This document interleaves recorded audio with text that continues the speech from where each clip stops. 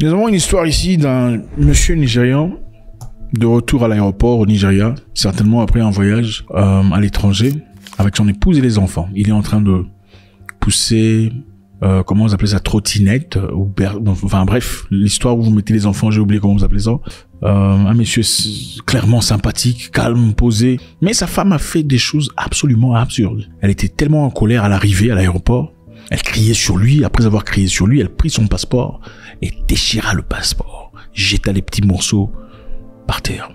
Bouleversant, choquant, tout le monde était là en train de regarder, ne comprenant pas.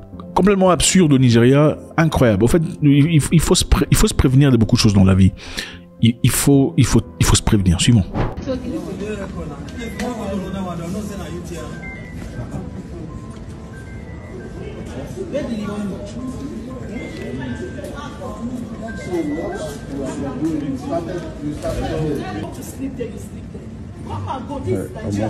Et voilà donc. Just take it easy. Just take it easy. No, no talk, you'll be mad. You'll be mad. As no talk, you'll be okay. As no talk, you'll be okay. No. Aïe. C'est triste de voir ça. C'est vraiment triste. Moi, je veux te gifler, la tête va rouler comme ça et on va aller récupérer ta tête dans le frigo. C'est quoi ce genre d'histoire? Elle prend le passeport de son mari et déchire. Et elle marche. Ah non, suivant encore une fois.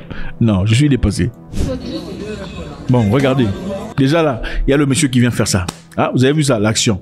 C'est l'agent d'immigration. Vous savez, généralement en Afrique, quand une personne est fâchée, les gens viennent faire ça. C'est généralement pour dire quoi? C'est généralement pour dire quoi?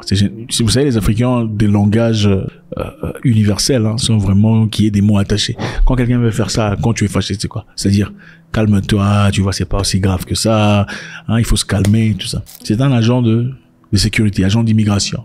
Au lieu de s'imposer, parce que la femme vient de commettre un délit en déchirant le passeport qui ne lui appartient pas. Pas seulement ne lui appartient pas, mais appartient à l'État. Parce que selon la loi nigériane, détruire tout élément qui appartient au gouvernement, tout ce qui a de nature appartenant au gouvernement est punissable d'emprisonnement. C'est ça la loi au Nigeria. Donc le passeport, bien qu'il soit le vôtre physiquement, portant votre nom, le passeport ne vous appartient pas. Le passeport, c'est comme l'argent. Bien que l'argent vous appartienne, déchirer l'argent vous enverra en prison.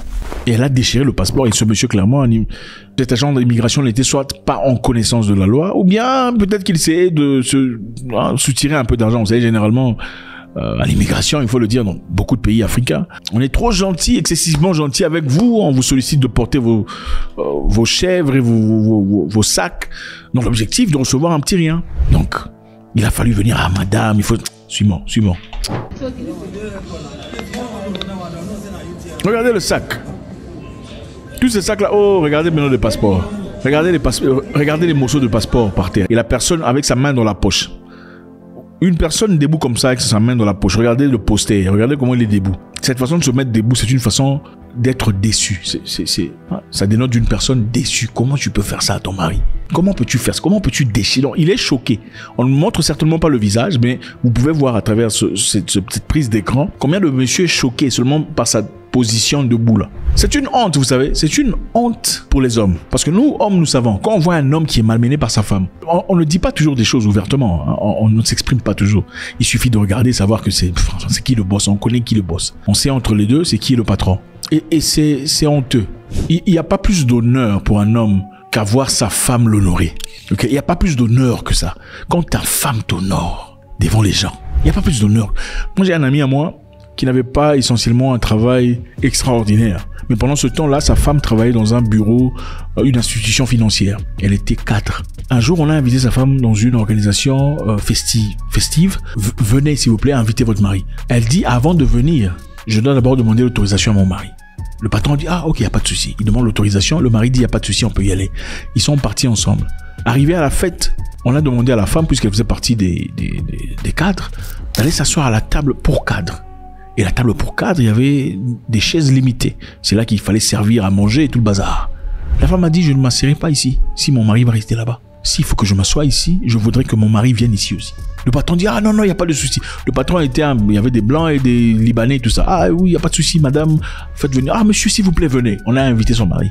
Donc la femme et son mari se sont mis autour de la table, la même table. Elle aurait pu faire autre chose, comme beaucoup d'autres femmes le feraient. Beaucoup d'autres femmes en Afrique vous diraient, oh non, il n'y a pas de souci chérie, attends-moi là-bas, je suis ici avec mon patron et tout le bazar. C'est pas ce qu'elle a fait. Elle a honoré son mari. Et à partir de là, à chaque fois que son patron avait des choses à lui dire, quelquefois il passait à travers son mari. Par respect, parce qu'il a compris, non, cette femme estime son mari. Alors pourquoi ne pas faire autant? Continuons notre histoire. Le monsieur est choqué, il est en train de pousser sa trotteuse, je ne sais pas comment vous appelez ça, trotteuse. C'est certainement un monsieur sympathique, un monsieur galant, c'est le genre de personne qui vous ouvre la portière, qui te laisse t'asseoir, madame, vous êtes prête, est-ce qu'on peut y aller? C'est ça ce genre de personne.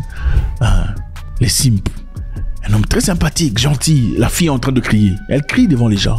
Il n'y a pas de plus grand disrespect, irrespect de son mari que lui crier dessus devant les gens.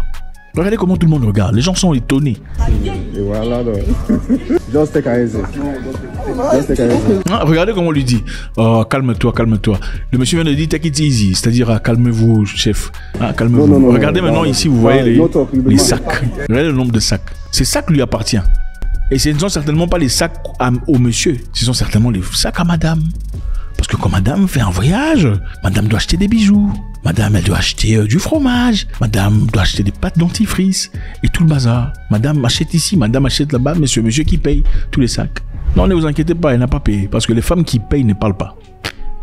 Les femmes qui payent, elles ne parlent pas, ne font pas du bruit. Suivons. Non, regardez tous les sacs. On lui dit non. Be a man. You be man. Donc, sois un homme, calme-toi. Malgré qu'elle te crie dessus, ne réagis pas. Et c'est ça la réalité de beaucoup d'hommes. Beaucoup de femmes ici disent, oh, la belle famille. On ne peut pas être ami à la belle famille. La belle famille est méchante. Il ne faut jamais oublier que vous n'êtes pas la famille de la belle famille. Dites-moi, quand vous vous comportez comme ça devant mon frère, et que moi je vois ça, si je suis une femme, est-ce que je peux t'aimer? Non, dites-moi, si vous, c'était votre frère et qu'une autre femme l'a traité comme ça, seriez-vous contente? Vous ne seriez pas contente? Non, la belle famille. Non, il faut traiter l'homme avec le respect qu'il mérite. Suivons. Le monsieur est rentré, ramassé les morceaux restants. Donc c'est ça. Dans la vie, il faut savoir se faire respecter. Ça, c'est pas l'amour, ça. C'est pas l'amour.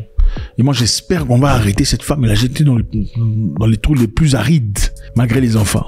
C'est important, il faut éduquer les gens. Quand vous êtes mal éduqué, c'est ça le genre de comportement que vous emmenez chez les gens. C'est facile d'accuser, oh mon beau, oh ma belle famille m'aime pas. On va commencer à ne pas t'aimer seulement pour rien comme ça. Non, ce n'est pas possible.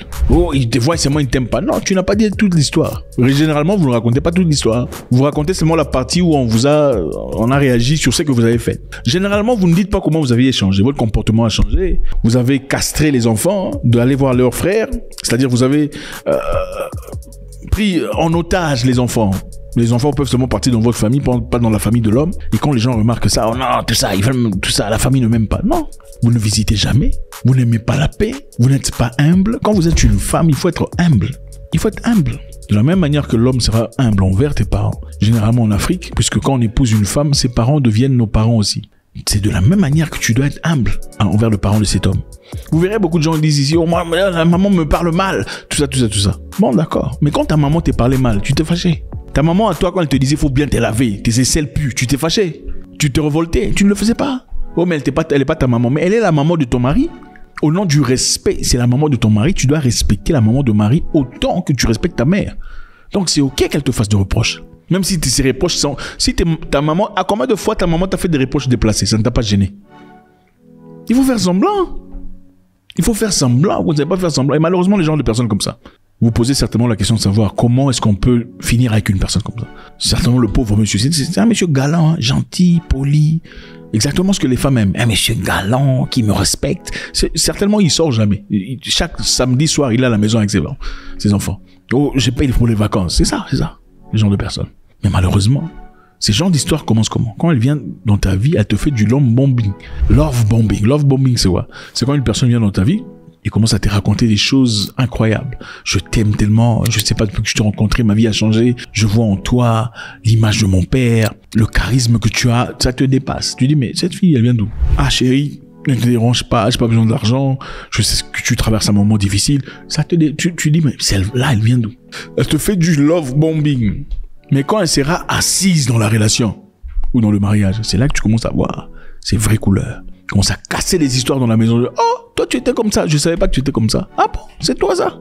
Une femme qui réagit comme ça, ça c'est seulement la partie, c'est le tip of the iceberg, c'est la tête du iceberg. Qu'est-ce qui se passe à l'intérieur? Si la femme peut réagir comme ça en public, comment réagit-elle à la maison?